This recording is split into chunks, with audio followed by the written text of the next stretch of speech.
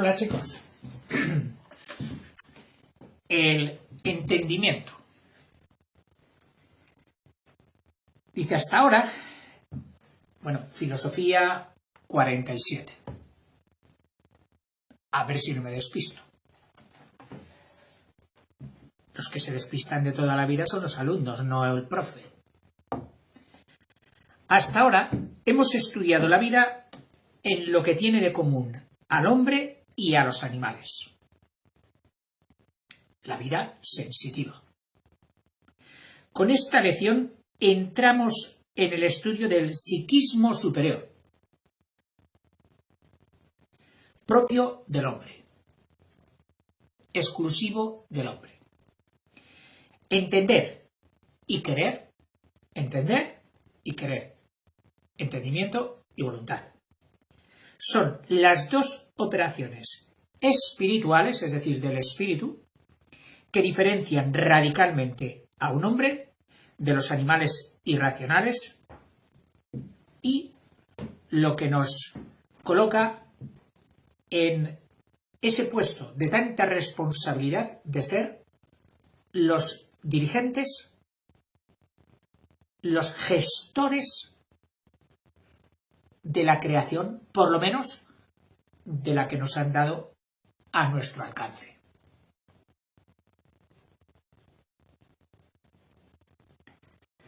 El entendimiento. El entendimiento como facultad del hombre. Dice, quizás hayas visto en el circo algunas actividades maravillosas de ciertos animales. ¿Son inteligentes? No. El ejercicio combinando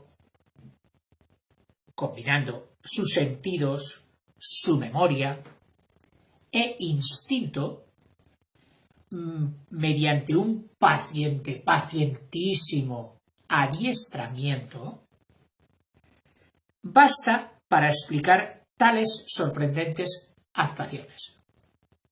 Sobre todo si has visto cómo las ha conseguido el domador o el amaestrador.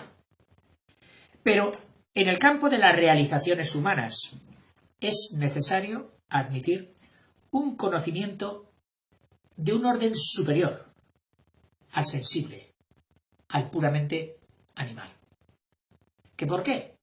Pues mira, fíjate, por ejemplo, en el progreso extraordinario hecho por el hombre desde la caverna troglodita hasta los actuales rascacielos. Voy a aprovechar para venderte, hacer marketing de otra serie que estoy haciendo en paralelo con esta, que es Historia del Arte y de la Cultura. En los primeros vídeos se patentiza esto. ¿De dónde viene el hombre? ¿Qué era y qué es? Biológicamente y culturalmente hablando. En fin. Fin del anuncio. En cambio, la golondrina construye su nido hoy como hace 1000 años. No ha evolucionado. La técnica, el arte, la ciencia son productos humanos, imposibles de explicar sin una facultad de conocimiento superior a los sentidos. Porque los sentidos también los tienen los animales, y muy buenos. Pero no experimentan esa mejora.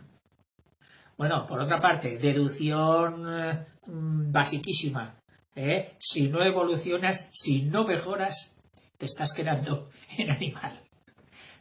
Tienes que evolucionar, tienes que mejorar, perfeccionarte. Que eso es ser persona, eso es ser hombre. Esta facultad que nos diferencia de esos fabulosos animales, se llama entendimiento. Entendimiento y sentidos. ¿Qué relación hay? Ambos son facultades del conocimiento. O sea, el conocimiento tiene dos facultades. es el entendimiento y los sentidos. Y mediante el entendimiento y los sentidos adquirimos el conocimiento, pero de órdenes distintos. Por ejemplo, ante un reloj, ¿qué hace los sentidos y qué hace el entendimiento puesto delante de un reloj? Los sentidos elaboran o construyen la imagen sensible. Una imagen sensible. Es decir, una imagen no pintándola, no. Interior.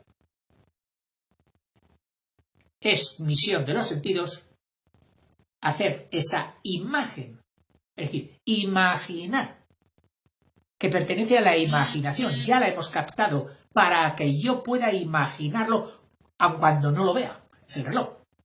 Pero ya la he hecho. Eso lo he hecho con los sentidos. Y por eso lo llamamos imagen. Una imagen sensible y concreta de un reloj. Es decir, mis sentidos solo ven ese reloj concreto. Por eso la imagen que hacen mis sentidos es una imagen concreta.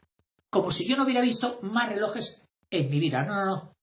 Mis sentidos me han hecho una imagen del reloj que yo he visto.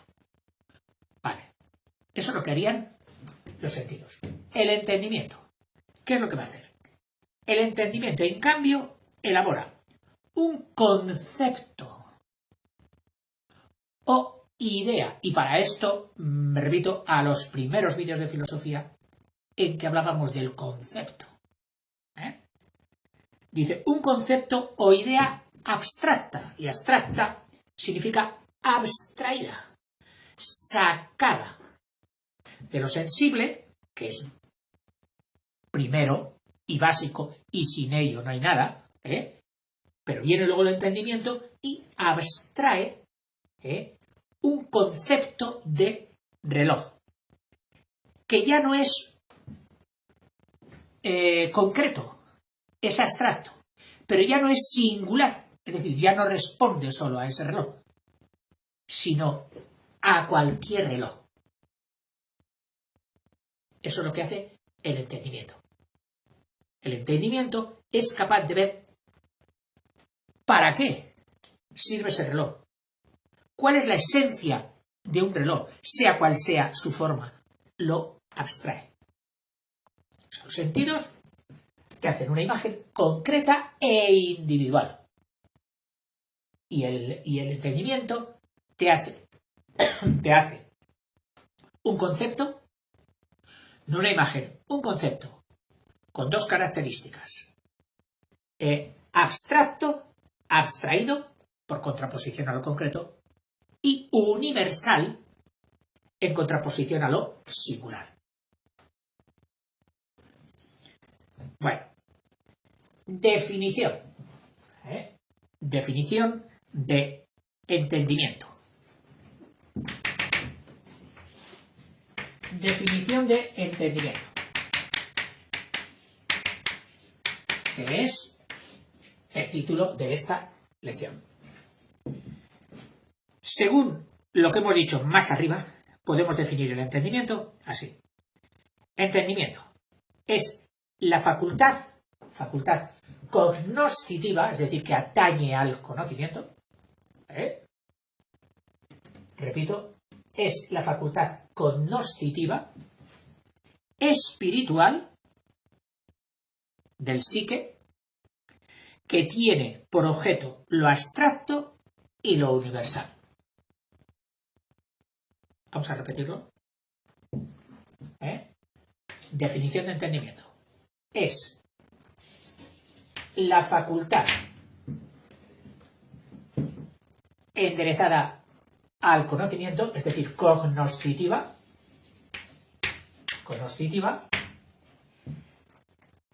espiritual,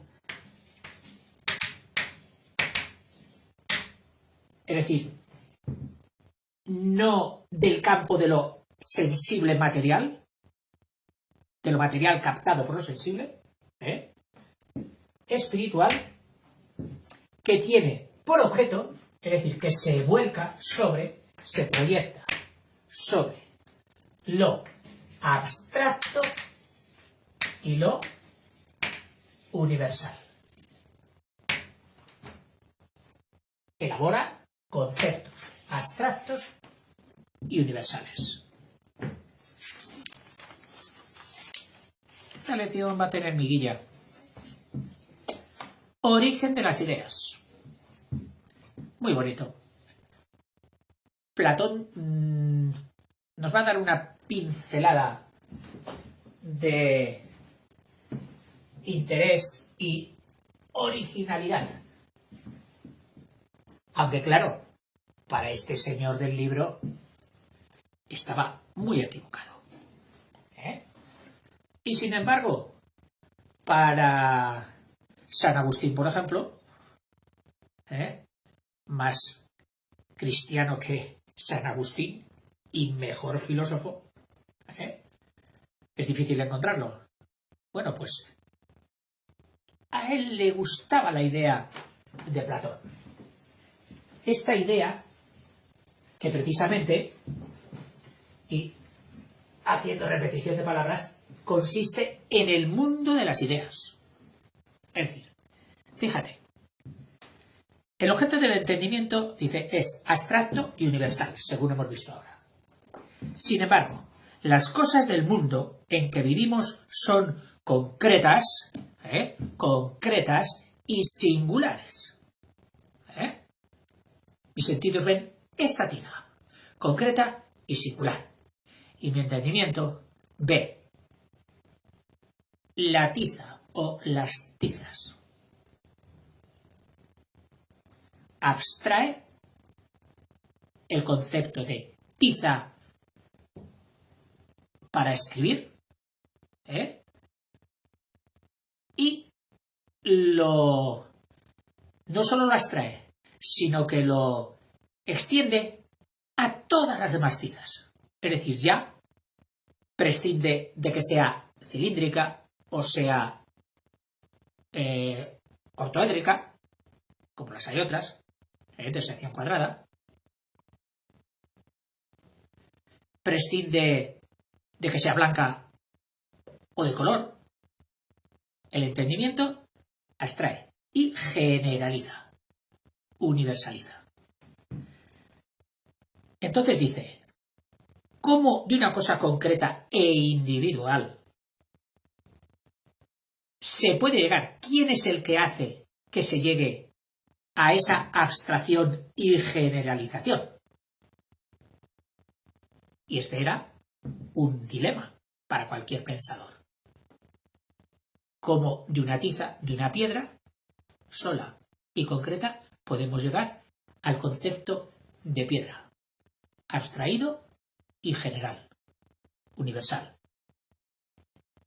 Dice, ¿de dónde extrae el entendimiento los conceptos? Veamos qué dijeron los grandes filósofos sobre esta cuestión. Platón.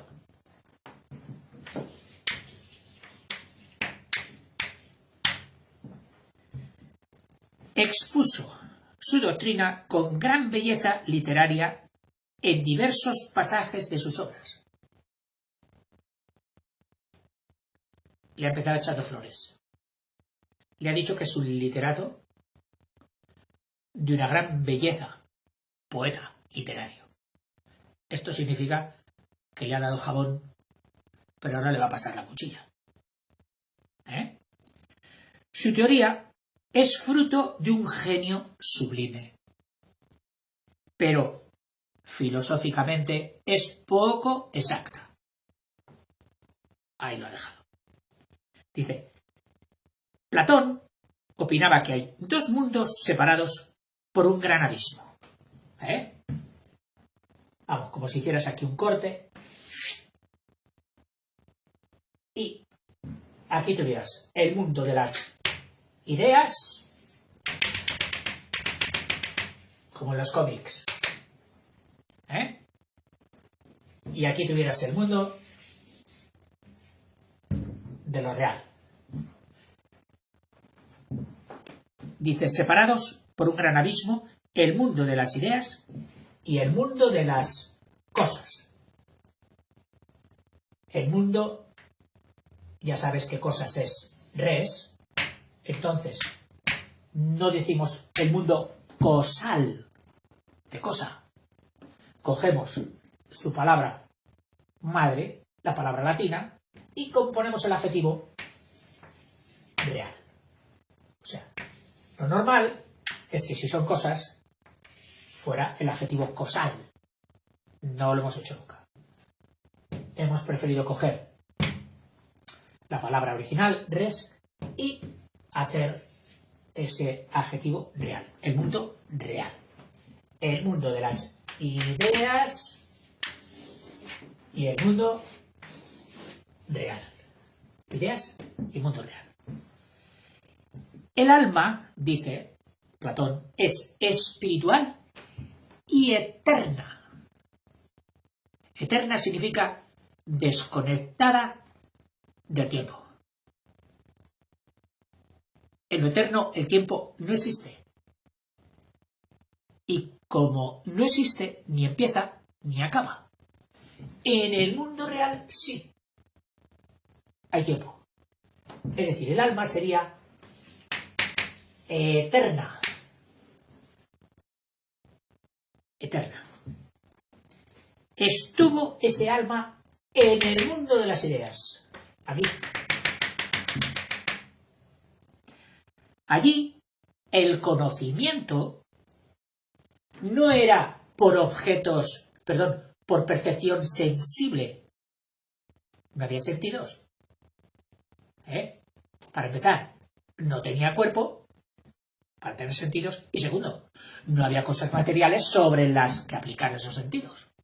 Entonces, el conocimiento en el mundo de las ideas se hacía por intuición. Se intuye. Oye, ¿eso cómo lo has sabido?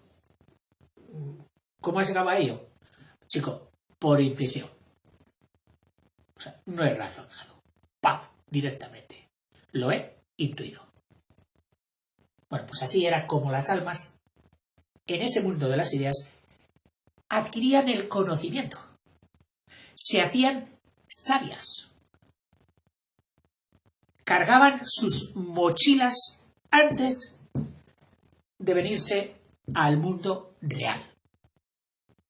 Y en un buen momento, cuando el destino les dijo, almas, al mundo, a vivir. Y ellas cogieron sus mochilas, se presentaron en el mundo. Pero de aquí, ¿qué? En ese trauma de la unión del alma con lo corpóreo, en el trance, perdieron las mochilas. Pero no las perdieron para siempre. Se les desbarataron. Es como si fueran billetes de papel. Y del choque de la unión de cuerpo y alma salieran todos los papeles. ¡Pah! De forma que, claro, en un primer principio, imposible encontrar uno, encontrar este, encontrar tal. Pero luego, poco a poco, los papeles se iban reposando, aparecían e iban apareciendo poco a poco. Esos papeles no eran generados, esos papeles los traía el alma del mundo de las ideas. Es decir, ¿qué hace en la vida? Va recordando todo aquello que aprendió en el mundo de las ideas por intuición. Alguno diría, oiga, pues no está mal, porque yo cuando he aprendido alguna cosa a veces me ha dado la sensación de esto ya lo sabía yo, ¿no? O esto ya lo había oído yo, ¿no? Y claro, si acabas de ver el mundo de las ideas de Platón, dices, sí, claro, me lo he traído del mundo de las ideas. Bueno, dice, allí el conocimiento era por intuición o contemplación directa de las ideas. En castigo de un pecado, es decir, ¿qué razón habría para sacar a las almas de un mundo tan hecho para ellas y decirles, venid aquí, que vais a ser mortales, que vais a hacer la aventura de la vida, una aventura extraordinaria, pero donde hay también dolor, hay dicha, pero hay dolor. Fíjate que los griegos, la única diferencia que ponían entre sus dioses y los no dioses era la inmortalidad. Bueno, pues para Platón, estas almas que eran inmortales pasan a un periodo de mortalidad. El mundo de lo real. Y dice que es castigo de un pecado. Es decir, algo hubo mal en ese mundo, que nos recuerda mucho el episodio del paraíso terrenal. Algo hubo mal en ese mundo para que cayeran en un mundo, por así decirlo, inferior. Dice, en castigo de un pecado fue precipitada ese alma al mundo de la materia y encarcelada detrás de las rejas de una cárcel llamada cuerpo. ¡Ay, este Platón! Ya nos está poniendo al cuerpo peyorativo. El cuerpo con Platón siempre acaba por los suelos. Claro, para él era únicamente la cárcel del alma. Un señor que seguramente en su vida disfrutaba más de su saber, de sus experimentaciones científicas e intelectuales, que del comer y del beber, y de otros placeres que tiene el cuerpo. No le parecían esos placeres, no le parecían suficientes, ni siquiera a veces dignos. Por eso ya te digo que Platón fue el inductor de que todo lo del sexo en la religión cristiana que nació en aquella época y en aquel caldo de cultivo se contagiara. Y de lo cual ha costado y todavía cuesta mucho salir a algunas zonas cristianas o de influencia evangélica.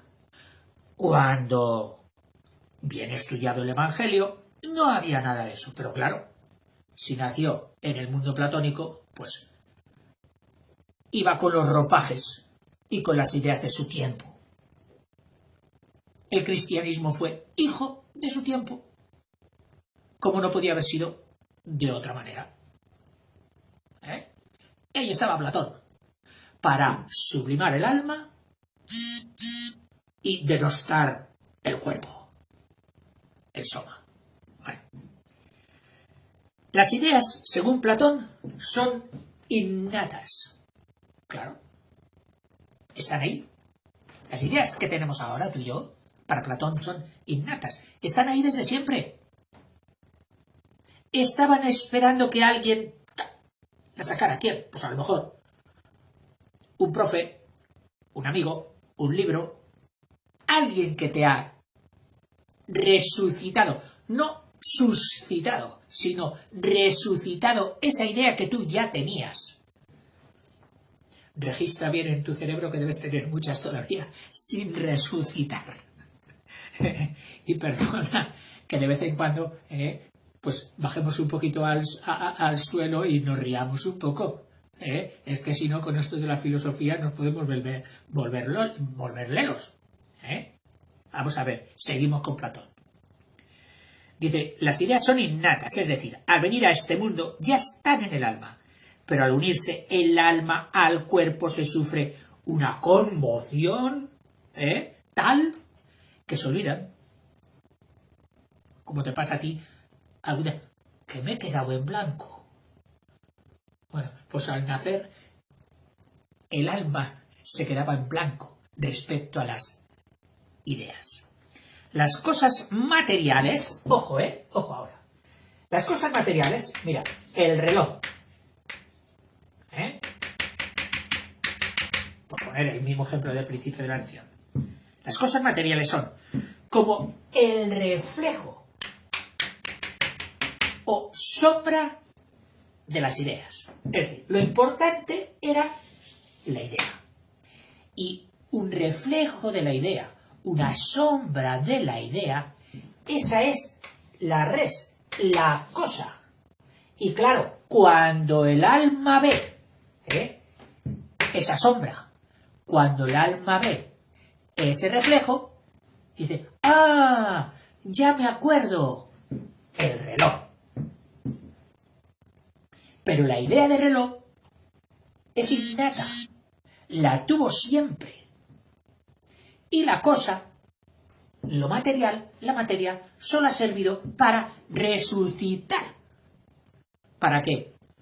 Igual que Cristo a Lázaro le dijera, levántate y anda. Y la idea, innata desde siempre, se levanta y se pone a andar. El hombre, al ver esas cosas, va recordando aquellas ideas que contempló. Por eso, en el mundo de las cosas, aquí, en este mundo de las res, en este mundo real, el conocimiento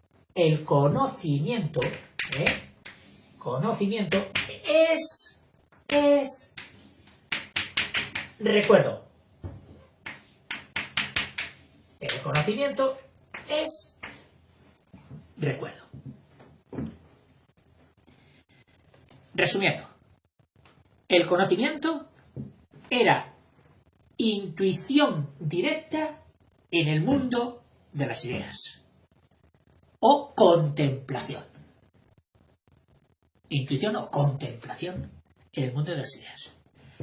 Las ideas son innatas, estaban ahí, aquí, en nuestro entendimiento desde siempre. Veníamos ya con ellas. Lo que pasa es que en el trauma del unión o encarcelamiento del alma, claro, de verse encarcelada la pobre alma, se queda en blanco. Y luego es en contacto con la materia, con el objeto real, como si diera un destello, resucita la idea. Vuelve a coger aquella idea que ella ya tenía. No ha nacido de nuevo. El hombre no ha creado. El poder crear es ajeno al hombre, porque es un ser contingente, creado a su vez. Entonces no puede crear. Eso sería de otro mundo. Por eso Platón prefiere la solución de que ya las traíamos. No creamos nada. No creamos nada. Solo recordamos. El conocimiento es recuerdo en el mundo de las cosas. Ya veis. Esta teoría influyó mucho en el iluminismo. Iluminismo de iluminar. Iluminismo de San Agustín, que admitía una iluminación de Dios en cada uno de nuestros conocimientos. Es decir, cuando hacíamos o surgía en nuestro entendimiento un concepto, era por iluminación, por gracia, por donación, por favor de Dios. Por tanto, según San Agustín, nuestro conocimiento es también intuición, intuitivo, como en el mundo de las ideas. Bueno, yo creo que nos tomamos un descanso. Hasta el próximo vídeo. Venga, hasta ahora.